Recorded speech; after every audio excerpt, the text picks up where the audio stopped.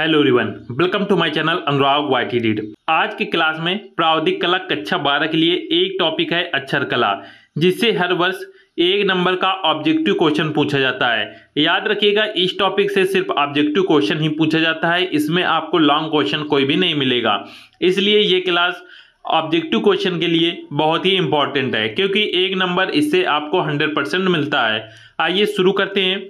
सबसे पहला प्रश्न है, ब्लॉक प्रिंटिंग में रोमन शैली के अक्षरों को क्या कहते हैं। और याद रखिएगा, ये आपको ज्यादा प्रश्न नहीं है, 15 से 20 ही प्रश्न होंगे जो कि आपको याद ही करने पड़ेंगे, क्योंकि इनमें किसी प्रकार की ट्रिक नहीं होती है। जिस भी प्रश्न में जितना भी बताया जा सकता है वो हम बताने की कोशिश करेंगे, बाकी ये प्रश्न आपको याद ही करने पड़ेंगे। 1 से 2 बार इस क्लास को देखिएगा, सभी प्रश्न आपको अच्छी तरीके से समझ में आ जाएंगे।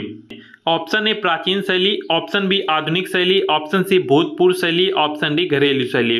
ब्लॉक प्रिंटिंग में रोमन शैली के अक्षर को क्या कहा जाता है, तो याद रखिएगा, ब्लॉक प्रिंटिंग में रोमन शैली के अक्षरों को आधुनिक शैली कहते हैं। राइट आंसर इसका हो जाएगा ऑप्शन नंबर बी।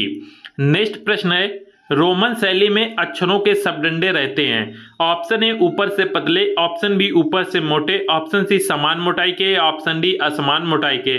तो रोमन शैली में जो अक्षरों के शब्दंडे रहते हैं, याद रखिएगा, वो असमान मोटाई के रहते हैं। ऑप्शन नंबर डी इसका सही होगा।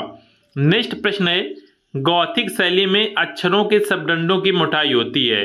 जो गॉथिक शैली में अक्षरों की जो डंडों की मोटाई होती है वो क्या होती है। ऑप्शन ए समान, ऑप्शन बी असमान, ऑप्शन सी कम अधिक, ऑप्शन डी बीच में अधिक।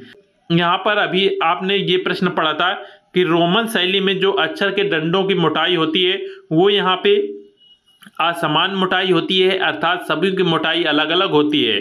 जबकि याद रखिएगा, गॉथिक शैली में जो अक्षरों के डंडों की मोटाई होती है वो समान होती है। राइट आंसर होगा ऑप्शन नंबर ए। नेक्स्ट प्रश्न है, मोटे छापे के 2 अक्षरों के बीच की निकटतम दूरी समानता कितनी रहती है। जो मोटे छापे के 2 अक्षरों के बीच की निकटतम दूरी कितनी होती है। जब भी हम कोई एक शब्द लिखते हैं, जैसे किसी का नाम हो गया, या ये एक प्रश्न बहुत ज्यादा पूछा जाता है सिनेमा, इसको जब हम लिखते हैं तो ये मोटे छापे के, इनको मोटे छापे के प्रश्न बोला जाता है। और इसमें 2 अक्षरों के बीच की निकटतम दूरी कितनी होती है, जैसे सी और आई के बीच की दूरी कितनी होगी, आई और एन के बीच की कितनी दूरी होगी। तो इनके बीच की दूरी जो होती है, एक डंडे की यहाँ पे रखा जाता है, या हम कह सकते हैं 1 सेंटीमीटर की होती है। तो राइट आंसर हो जाएगा यहाँ पे 1 वर्ग की या 1 खाने की। जब भी हम कोई 2 अक्षर लिखते हैं तो उनके बीच में 1 खाने का रिश्तांक छोड़ा जाता है। तो राइट आंसर हो जाएगा ऑप्शन नंबर बी।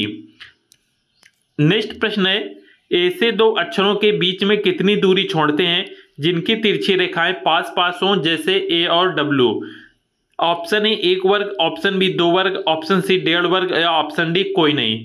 याद रखिएगा, ऐसे 2 अक्षरों के बीच में हम कितनी दूरी छोड़ते हैं जिनकी तिरछी रेखाएं पास हों, जैसे ए और डब्ल्यू। ए और डब्ल्यू जब हम इस प्रकार से कोई भी अक्षर लिखते हैं तो इनके बीच में कितने खाना या कितने वर्ग छोड़ा जाता है। तो याद रखिएगा, इसका राइट आंसर होगा कोई नहीं। अर्थात ऐसे जब भी ए और डब्ल्यू बिल्कुल पास में आएंगे तो इनके बीच में किसी प्रकार का यहाँ पे खाना नहीं छोड़ा जाएगा। इनको सीधे हम ए और डब्ल्यू इस प्रकार से साथ में लिखेंगे। नेक्स्ट प्रश्न है, रोमन अक्षरों में PRJS की मोटाई अन्य अक्षरों की तुलना में कितनी रहती है। ऑप्शन ए समान, ऑप्शन बी अधिक, ऑप्शन सी कम, ऑप्शन डी जितनी चाहे। रोमन अक्षर में PRJS की मोटाई जो अन्य अक्षरों की तुलना में कितनी रहेगी, तो याद रखिएगा, अन्य तुलना की अपेक्षा ये कम रहती हैं। राइट आंसर होगा ऑप्शन नंबर सी। इन सभी प्रश्नों को आप अच्छे से याद करते जाइएगा। 1 से 2 बार क्लास को अवश्य देख लीजिएगा, जिससे सभी प्रकार के जो प्रश्न है इसमें इस टॉपिक से पूछे जाते हैं वो आपको अच्छी तरीके से याद हो जाएं। नेक्स्ट प्रश्न है, ब्लॉक प्रिंटिंग में आधुनिक शैली की देवनागरी लिपि को किस यंत्र से लिखते हैं। ऑप्शन ए सरकंडे की कलम से, ऑप्शन बी बारीक निब से, ऑप्शन सी क्रोकिल निब से, या ऑप्शन डी पेंसिल से। ब्लॉक प्रिंटिंग में आधुनिक शैली की जो देवनागरी लिपि होती है, तो याद रखिएगा, जिस यंत्र से लिखा जाता है उसका नाम होता है सरकंडे की कलम से। राइट आंसर होगा ऑप्शन नंबर ए। नेक्स्ट प्रश्न है, तिरछे अक्षरों की लेखन शैली को क्या कहते हैं। Option A Roman, option B Gothic, option C italic, या ऑप्शन डी आधुनिक। याद रखिएगा, तिरछे अक्षर की जो लेखन शैली होती है उन्हें हम इटैलिक कहते हैं। जब आप सेक्शन बी में जाएंगे और सेक्शन बी में 2 का जो खा क्वेश्चन आता है उसको जब आप सॉल्व करेंगे तो वहाँ पे तिरछे अक्षरों से रिलेटेड एक 6 नंबर का प्रश्न पूछा जाएगा, और जो वो प्रश्न होते हैं उनको हम तिरछे अक्षरों के प्रश्न बोलते हैं या फिर इटैलिक प्रश्न बोला जाता है। तो तिरछे अक्षरों की लेखन शैली को यहाँ पे इटैलिक भी कहते हैं या तिरछे अक्षर भी कहते हैं। दोनों एक दूसरे के यहाँ पे कह सकते हैं कि पर्यायवाची हैं। इस प्रकार से आप इसको कनेक्ट कर सकते हैं। आपके ये सेक्शन ए कंप्लीट होते ही जल्द सेक्शन बी स्टार्ट किया जाएगा। सभी लोग बस साथ में बने रहिएगा, अंत तक आपको सभी चीजें बहुत ही अच्छे तरीके से बता दी जाएंगी। साथ में सभी लोग वीडियो को लाइक अवश्य कर दीजिएगा। नेक्स्ट प्रश्न है, ब्लॉक प्रिंटिंग में गॉथिक शैली में एल के बाद डब्ल्यू लिखना हो तो एल के बाद कितने वर्ग छोड़ने चाहिए। जैसे हम एल के बाद इस प्रकार से डब्ल्यू लिखेंगे तो यहाँ पे कितने खाने का गैप छोड़ते हैं। ऑप्शन ए आधा, ऑप्शन बी 1 या ऑप्शन सी 1.5 या ऑप्शन डी कोई नहीं। याद रखिएगा, जब जिस प्रकार से हम ए के बाद यदि डब्ल्यू लिखते थे तो यहाँ पे किसी प्रकार का खाना नहीं छोड़ते थे या वर्ग नहीं छोड़ते थे। उसी प्रकार यदि एल के बाद हम डब्ल्यू लिखते हैं तो यहाँ पे किसी प्रकार का वर्ग नहीं छोड़ा जाता। राइट आंसर होगा ऑप्शन नंबर डी। नेक्स्ट प्रश्न है, ए बी ए और ए वाई ए के बीच कितने कितने वर्ग छोड़ना उपयुक्त रहेगा। ऑप्शन ए कोई नहीं, option B 1-1, option C 2-2, option D 1.5। A Y A और ए वाई ए के बीच कितने वर्ग छोड़ना उपयुक्त होगा। जब हम ए बी ए इस प्रकार से लिखेंगे और यहाँ पे ए वाई ए इस प्रकार से जब लिखा जाता है तो याद रखिएगा इनके बीच हम एक एक खाना छोड़ते हैं।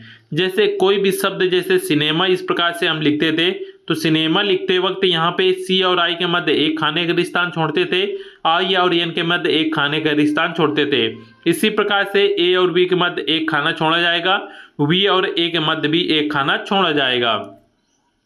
नेक्स्ट प्रश्न है, यदि अक्षरों की ऊंचाई 30 मिलीमीटर ली गई है तो पंक्तियों के बीच कम से कम कितनी दूरी रखना उपयुक्त है। Option A 5 millimetre, option B 5 millilitre, option C 15 millilitre या ऑप्शन डी 20 मिलीलीटर। याद रखिएगा यहाँ पे टाइपिंग मिस्टेक हो गई है, यहाँ पे मिलीमीटर पूछा गया है तो यहाँ पे भी ऑप्शन बी यहाँ पे भी मिलीमीटर होगा, सब जगह मिलीलीटर यहाँ पे लिख गया है। अब यहाँ पे यदि अक्षरों की ऊंचाई 30 मिलीमीटर है तो पंक्तियों के बीच कम से कम कितनी दूरी रखना उपयुक्त होगा। तो याद रखिएगा यदि ऊंचाई यहाँ पे 30 मिलीमीटर है तो जो पंक्तियों के बीच दूरी रखेंगे वो यहाँ पे 10 मिलीमीटर की रखेंगे। राइट आंसर इसका ऑप्शन नंबर बी होगा। नेक्स्ट प्रश्न है, तिरछे अक्षरों की चारों रेखाओं के बीच कितना अनुपात रखना उपयुक्त है। Option A 1:1:1, option B 2:3:2, option C 2:4:2, option D 1:3:1। जब भी हम तिरछे अक्षर के प्रश्न करेंगे सेक्शन बी में 2 का ख प्रश्न जब सॉल्व करेंगे तो वहाँ पे तिरछे अक्षरों की चारों रेखाओं के बीच जो अनुपात रखा जाता है आप यहाँ से समझ सकते हैं। इस प्रकार से कुछ चित्र बनाया जाता है। सबसे पहले ये एक नीचे हम सीधी रेखा खींचते हैं, उसके बाद यहाँ पे हम इस प्रकार से एक लंबवत रेखा खींचेंगे और इस पे हम इस प्रकार से 90 अंश का कोण बनाते हैं। 90 अंश का कोण बनाने के बाद ये काम आप चांदा या प्रकार की सहायता से कर सकते हैं। उसके बाद यहाँ पे दूरी यदि प्रश्न में 1 सेंटीमीटर कही गई तो हम 1 सेंटीमीटर का यहाँ पे नाप लेंगे। या 10 मिलीमीटर बोलेगा तो 10 मिलीमीटर का यहाँ पे नाप लेते हैं। तो मान लीजिए 1 सेंटीमीटर बोला गया तो इस पॉइंट से यहाँ पे हम 1 सेंटीमीटर का यहाँ पे एक चाप लगाएंगे और इस चाप को बिल्कुल नीचे वाली रेखा के समांतर बिल्कुल इस प्रकार से बढ़ा देंगे। उसके बाद यहाँ पे हम एक 45 अंश या 60 अंश का इस प्रकार से एक कोण बनाते हैं। कोण बनाने के बाद इसको हम 7 बराबर भागों में इस प्रकार से डिवाइड करेंगे।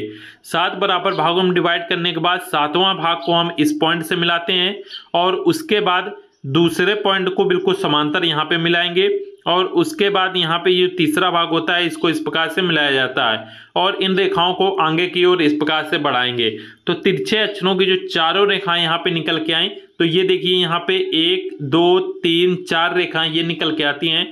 तो इनके बीच कितना अनुपात रखा जाता है तो यहाँ पे जो अनुपात रखा जाता है याद रखिएगा, ऊपर वाला भाग ये 2 का रहता है, बीच वाला भाग 3 का रहेगा और नीचे वाला भाग 2 का रहता है। इस प्रकार से जो अनुपात होगा वो 2:3:2 का रहता है। इस बात का आपको याद रखना है। ये जब हम सेक्शन बी को पढ़ेंगे तो उसे वहां पे आप सारी चीजें बहुत ही अच्छे तरीके से समझ जाएंगे। इस प्रश्न को समझाने के लिए आपको इतनी सारी चीजें बताई गई हैं। उम्मीद है इसको आपने समझ लिया होगा। तो राइट आंसर इसका हो जाएगा 2:3:2 का।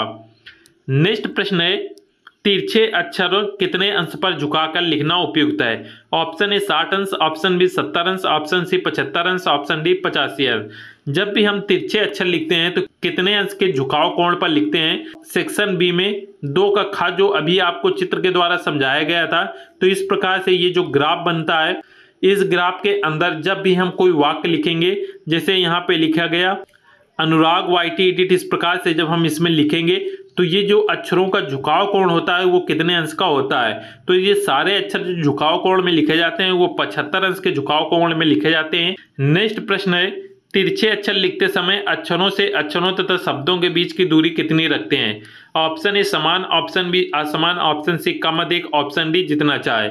जब हम इस प्रकार से ग्राफ ये बनाएंगे सेक्शन बी के 2 के खा में, तो इसमें ये जो रेखाएं इस प्रकार से रहती हैं, इन रेखाओं के अंदर जब भी हम कोई वाक्य लिखते हैं, मान लीजिए कोई भी वाक्य लिखेंगे, यहाँ पे अनुराग वाईटी एडिट यहाँ पे लिखा गया, तो ये जो झुकाव कोण इस प्रकार से रहेगा वो आपको ज्ञात है कि 75 अंश का रहेगा। उसके बाद जब भी ये अक्षर लिखे जाएंगे, जैसे ए और एन लिखा गया, तो तिरछे अक्षर लिखते समय अक्षरों से अक्षरों और शब्दों के बीच की दूरी कितने रखते हैं? तो याद रखिएगा इनके बीच की दूरी समान रखी जाती है।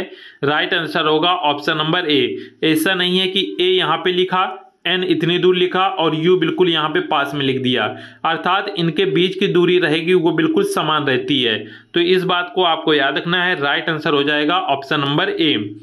नेक्स्ट प्रश्न है, ब्लॉक प्रिंटिंग में गॉथिक शैली में यूनिटी शब्द लिखने के लिए कितने ब्लॉक बनाना उपयुक्त होगा? Option A 21, option B 23, option C 24, option D 25। इस प्रश्न का आंसर आपको कमेंट में देना है कि यूनिटी शब्द जब हम लिखेंगे तो कितने खानों की अवस्था होगी।